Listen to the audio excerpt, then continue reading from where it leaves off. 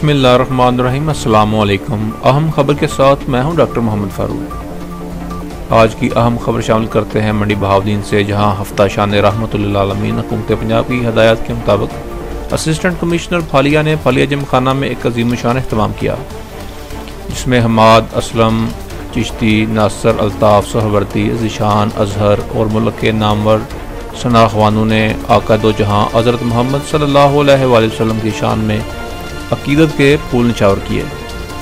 इस महफिल में deputy commissioner Mandi Bahauddin, Tariq Ali Basra, additional deputy commissioner general Mohammad Shafiq, MNA Haji Imtiaz Ahmad Chaudhry, MPA Sajid Ahmad Khan Bhatti, MPA Chaudhry Tariq Tarar, SP investigation Tariq Mahmood Sakhera, assistant commissioner Mandi Bahauddin Malik Kashif Nawaz, assistant commissioner Malakwal Saeed Asad Shirazi, DSP Phalia Asad Ishaq, chief officer tehsil council Rizwan Bashir Agha, chief officer municipal committee Irfan Gondal, SHO थाना फालिया खालिद खान, ज़िलई और तहसील इंतज़ामिया, सियासी और समाजी कायदीन समेत लोगों की कसीर तादाद ने शिरकत की। हफ्ता शान रहमतुल्लाह में पोजीशन लेने वालों में अनामात भी तकसीम किया गया।